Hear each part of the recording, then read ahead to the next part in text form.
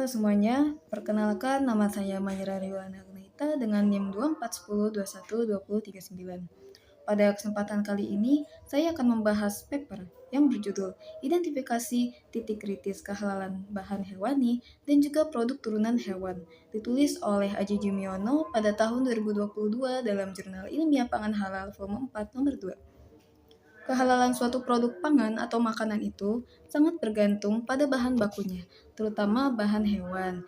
Analisis kehalalan itu tidak hanya melihat apakah hewannya itu halal atau haram, tetapi juga ditelusuri nih bagaimana proses pengolahannya dan apakah ada kemungkinan kontaminasi saat produksi. Dari artikel ini dijelaskan bahwa hampir semua bagian tubuh hewan, termasuk daging, tulang, kulit hingga jeroan itu bisa menjadi berbagai produk turunan.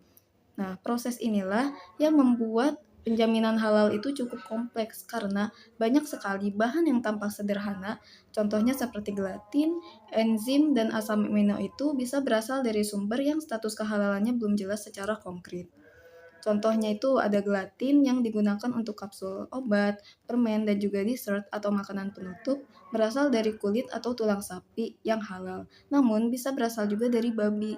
Nah, untuk pembuatan keju dari enzim itu, asam amino dari rambut atau bulu hewan itu maupun gliserin juga bisa termasuk bahan yang perlu diperiksa lebih lanjut. Walaupun tidak tampak seperti bahan hewani, komponen kecil seperti ini tuh bisa menentukan suatu status halal pada produk tersebut. Begitu pula seperti laktosa dari industri susu juga bisa menjadi kritis jika proses penggumpalannya itu memakai enzim yang berasal dari hewan haram seperti babi. Nah, untuk mempermudah pemeriksaan, dilakukan pendekatan yang namanya decision tree, yang berisi alur pertanyaan seperti jenis hewan, cara penyembelihan, dan apakah ada bahan tambahan lain atau eksipien. Jika ada bagian tambahan yang tidak dapat dipastikan, maka bahan tersebut itu dianggap kritis dan juga memerlukan sertifikat halal. Contohnya itu tepung ataupun telur bisa menjadi tidak halal jika menggunakan ragi ataupun enzim media yang pertumbuhannya itu tidak jelas.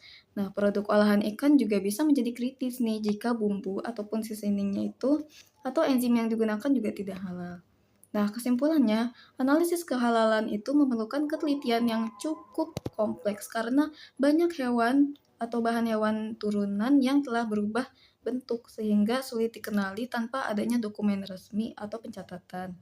Nah, artikel ini juga menekankan bahwa titik kritis kehalalan itu sangat penting agar produsen dan konsumen dapat memastikan bahwa produk yang mereka produksi ataupun konsumsi itu bisa halal, aman, dan juga sesuai dengan syariat agama. Sekian dari saya, terima kasih.